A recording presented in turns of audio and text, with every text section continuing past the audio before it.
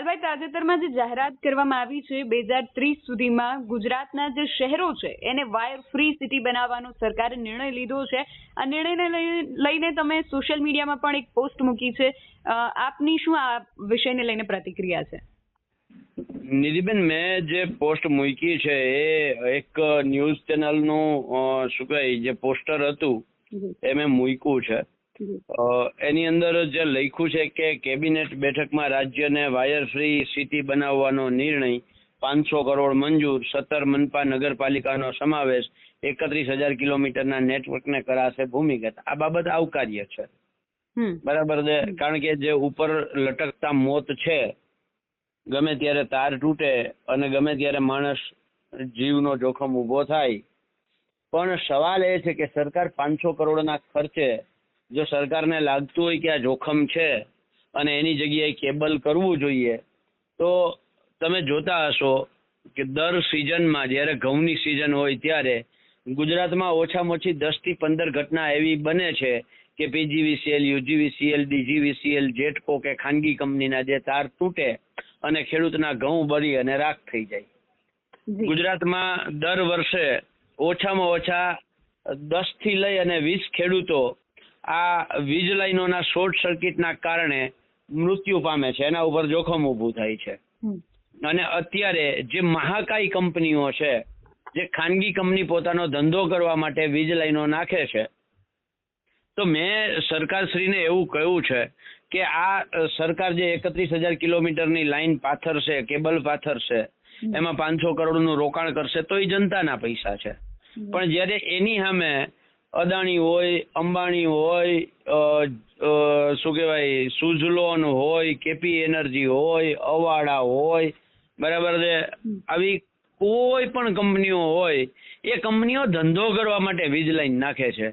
તો સરકારે એમાં 1 રૂપિયાનું રોકાણ નથી કરવાનું. સરકારે માત્ર આદેશ કરવાનો છે કે ભાઈ જેવી રીતે કેરેલાની અંદર 400 કેવીની લાઈન હોય, 400 કેવી સુધી એ લાઈનો કેબલ કરવામાં આવે છે, ત્યાં સુધી કોઈ થાંભલો ઊભો નહીં. 400 કેવીથી ઉપરની મોટી લાઈનો હોય તો અને તો જ માત્ર થાંભલા નાખી અને ખેડૂતના ખેતરમાંથી પસાર કરવાની, બાકી કેબલ જ કરવામાં આવે છે, બરાબર છે. તો ગુજરાત સરકારે માત્ર અને માત્ર જેમ આ ઠરાવ કર્યો કેબિનેટમાં, એવો ને એવો એક ઠરાવ કરવાનો છે કે ભાઈ 400 કેવીની લાઈન હોય ત્યાં સુધી માત્ર કેબલ જ કરવાના, કેબલ સિવાય કાંઈ નહીં. અને 400 કેવીથી વધારે હોય, માની લો પછી હવે 765 કેવી કે 800 કેવી કે 1200 કેવી, હવે અત્યાર સુધીમાં 765 કેવીની લાઈનો પડી છે, પણ હવે 800 ને 1200 કેવીની લાઈનો ગુજરાતના ખેડૂતોના ખેતરમાં આવશે, બરાબર છે. તો એ લાઈનની અંદર અમારી જે માંગ છે કે થાંભલા દીઠ ઓછામાં ઓછા 2 કરોડ રૂપિયા અથવા તો માર્કેટ ભાવનું 4 ગણું વળતર અથવા તો માસિક ભાડું 30,000 એક થાંભલા દીઠ સરકાર આપી દે. સરકારે આવો એક ઠરાવ જ કરવાનો છે, એમાં સરકારના જનતાના રૂપિયાનું ક્યાંય કરતા ક્યાંય રોકાણ થવાનું નથી.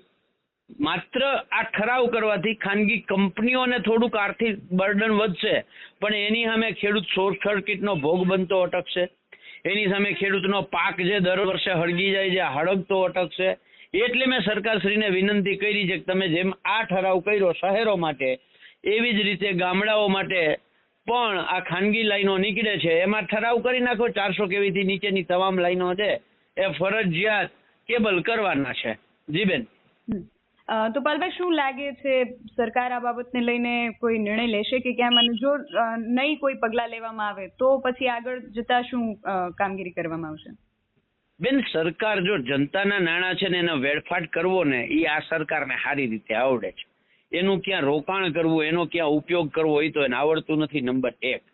નંબર 2, જે રીતે અત્યાર સુધીનો જે સિનારીઓ આપણે જોયો છે છેલ્લા 5-6 મહિનાથી, બરાબર છે, આમ તો 5-6 વર્ષથી 2018માં સ્ટરલાઇટની લાઈનથી આ લડાઈ ચાલુ થઈ છે, બરાબર છે, 2017-18 થી, અને એમાંય છેલ્લા 5-6 મહિનાની અંદર જે રીતે સરકારનું દમન વધ્યું છે એના ઉપરથી બહુ સ્પષ્ટ છે આ સરકારની તિજોરીમાં ગમે એટલી ખોટ આવે, બરાબર છે, કરવા તૈયાર છે, પણ એમના ભાઈબંધ મિત્રો દોસ્તારોની જે કંપનીઓ છે આ કંપનીઓને 1 રૂપિયાની ખોટ ના આવવી જોઈએ, એમને 1 રૂપિયાનો વધારે ખર્ચ ના કરવો પડે એની પૂરી તકેદારી રાખે છે. એટલે સરકાર પાસેથી અમે અપેક્ષા રાખીએ છીએ કે આવું કરે, પણ આ સરકારની નીતિ રીતિ ખેડૂત વિરોધની જે એની નીતિ છે એ જોતા બહુ સ્પષ્ટ છે કે સરકાર આવો નિર્ણય કરશે નહીં. બરાબર છે. એટલા માટે જ અમે 15 જૂન 2026 રોજ સવારે 10 વાગે BS9 ના માધ્યમથી આખા ગુજરાતના ખેડૂતોને આહવાન કરું છું.